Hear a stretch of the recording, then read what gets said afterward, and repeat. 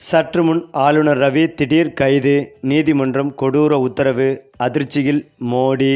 அதாவது தமிழ்நாடு ஆளுநர் ஆர்.என். ரவி மாற்றப்பட்டு மேற்கு வங்க ஆளுநராக நியமிக்கப்பட்டுள்ளார். தமிழ்நாடு ஆளுநராக கேரள ஆளுநர் ராஜேந்திர விஸ்வநாத் அர்லேகருக்கு கூடுதல் பொறுப்பு வழங்கப்பட்டுள்ளது. தமிழகம், மேற்கு வங்கம் உள்ளிட்ட மாநிலங்களுக்கு விரைவில் சட்டப்பேரவை தேர்தல் நடைபெறவுள்ளது. இந்த நிலையில் மேற்கு வங்க மாநில ஆளுநர் சி.வி. ஆனந்த போஸ் திடீரென தன்னுடைய பதவியை ராஜினாமா செய்தார். இதற்கு பிறகு மேற்கு வங்க மாநில புதிய ஆளுநராக ஆர்.என். ரவியை ஜனாதிபதி திரௌபதி முர்மு நியமித்துள்ளார். கேரள ஆளுநர் ராஜேந்திர விஸ்வநாத் அர்லேகருக்கு தமிழ்நாடு ஆளுநராக கூடுதல் பொறுப்பு வழங்கப்பட்டுள்ளது. மேலும் 2021ஆம் ஆண்டு முதல் தற்போது வரை தமிழ்நாடு ஆளுநராக இருந்த ஆர்.என். ரவி மையமாக வைத்து பல்வேறு சர்ச்சைகள் எழுந்தன. குறிப்பாக செப்டம்பர் 2021இல் ஆளுநராக பொறுப்பேற்றது முதல் சட்ட மசோதாக்களை நிறுத்தி வைத்தது, அரசு நிர்வாகத்தில் தலையிட்டது, தன்னுடைய உரையில் அரசு தயாரித்த பகுதிகளை தவிர்த்தது, அண்மையில் உச்சநீதிமன்றத்தின் முக்கிய தீர்ப்புகள் வரை அவருடைய ஒவ்வொரு அசைவும் தமிழக அரசியல் அரங்கில் பெரும் அதிர்வலைகளை ஏற்படுத்தி வந்தது. அந்த வகையில் ஆர்.என். ரவி தமிழக ஆளுநராக 2021ஆம் ஆண்டு செப்டம்பர் மாதம் பதவியேற்றார். அவர் பதவியேற்ற முதலே சட்ட மசோதாக்களை நிறுத்தி வைத்திருந்தார். அரசு நிர்வாகத்தில் தலையிட்டார். ஆளுநர் உரையில் அரசு தயாரித்த பகுதிகளை தவிர்த்தார். அண்மையில் உச்சநீதிமன்றத்தில் அவருக்கு எதிரான தீர்ப்புகள் வரை தமிழகத்தில் அதிர்வலைகளை ஏற்படுத்தியிருந்தார். மேலும் தமிழகத்தின் 15ஆம் தேதி ஆளுநராக ஆர்.என். ரவி கடந்த 2021ஆம் ஆண்டு செப்டம்பர் மாதம் 18ஆம் தேதியும் பொறுப்பேற்றார். அப்போது தமிழக தலைமைச் செயலாளராக இருந்த இறையன்புவை அழைத்து தமிழக அரசின் திட்டங்கள் மற்றும் செயல்பாடுகள் குறித்து அறிக்கை கேட்டார். இது மாநில அரசின் நிர்வாகத்தில் ஆளுநர் நேரடியாக தலையிட்டதாகவும், இதற்கு திமுக, அதன் கூட்டணி கட்சியினர் கடும் விமர்சனங்களை முன்வைத்தனர்.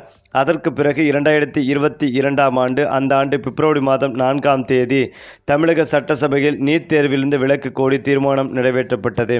142 நாட்களுக்கு பிறகு ஆளுநர் ரவி அதை சபாநாயகருக்கு திருப்பி அனுப்பினார். மேலும் இந்த மசோதா கிராமப்புற மாணவர்களின் நலன்களுக்கு எதிரானது என்றார்.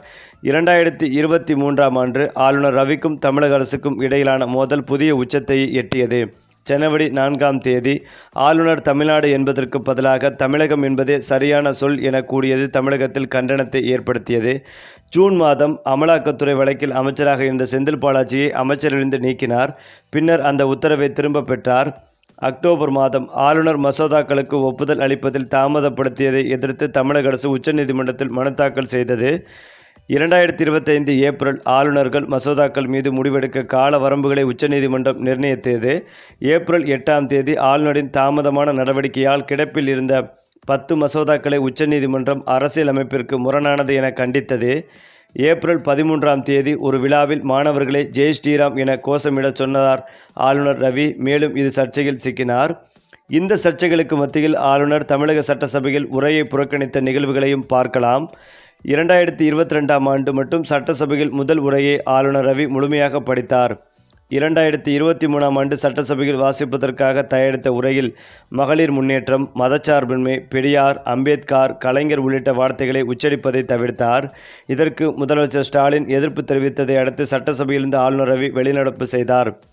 2024ஆம் ஆண்டு சட்டசபைக்கு வந்த ஆளுநர் ரவி, தமிழ்த்தாய் வாழ்த்து மட்டும் பாடப்படுகிறது, தேசிய கீதம் இசைக்கப்படவில்லை என கூறி உரையை வாசிக்காமல் இருந்தார். அப்போது சபாநாயகர் அப்பாவு அந்த உரையை வாசித்தார். இதனை அடுத்துதான் ஆளுநர் ரவி வெளிநடப்பும் செய்தார். 2025ஆம் ஆண்டு தேசிய கீதம் இசைக்கப்படவில்லை என கூறி அவையிலிருந்து ஆளுநர் ரவி வெளியேறினார். 2026ஆம் ஆண்டு தமிழக அரசின் முதல் கூட்டத்தொடரின் போது உரையை வாசிக்காமல் அங்கிருந்து வேகமாக வெளிநடப்பு செய்தார் ஆளுநர் ரவி. அதேபோல் ஆளுநர் ரவியை மத்திய அரசு திரும்ப பெற்றுக்கொள்ள வேண்டும் என திமுகவும் அதன் கூட்டணி கட்சிகளும் பலமுறை கோரிக்கை வைத்திருந்தார்கள். இந்த நிலையில் தமிழக ஆளுநராக இருந்த ரவி தற்போது மேற்கு வங்கத்திற்கு மாற்றப்பட்டுள்ளார் என்பதும் குறிப்பிடத்தக்கது. இந்த நிலையில்தான் விழுப்புரம் மாவட்டம் ஆரோவில் சர்வதேச நகரத்தில் நிலம் பரிவர்த்தனை என்ற பெயரில் பல கோடி மதிப்பிலான நிலங்களை குறைந்த விலைக்கு விற்பனை செய்து 350 கோடி ரூபாய் வருவாய் இழப்பு ஏற்படுத்தி ஊழல் செய்ததாக ஆரோவில் ஃபவுண்டேஷன் சேர்மன் பதவி வகித்து வரும் தமிழக கவர்னர் ஆர்.என். ரவி மற்றும் செயலாளர் பதவியில் உள்ள பெண் IAS அதிகாரி ஜெயந்தி மீது விழுப்புரம் SP அலுவலகத்தில் புகார் மனுக்கள் அளிக்கப்பட்டது. தமிழகம் புதுச்சேரி எல்லையில் ஆரோவில் சர்வதேச நகரம் உள்ளது. பல்வேறு நாடுகளிலிருந்தும் மாநிலங்களிலிருந்தும் இங்கு சுற்றுலா பயணிகள் வருவது மட்டுமின்றி வசித்தும் வருகின்றனர். இங்குள்ள ஆரோவில் ஃபவுண்டேஷன் தலைவராக தமிழக கவர்னர் ஆர்.என். ரவியும், செயலாளர் பதவியில் குஜராத் கேடரைச் சேர்ந்த ஜெயந்தி IAS அதிகாரியும் நியமிக்கப்பட்டுள்ளனர்.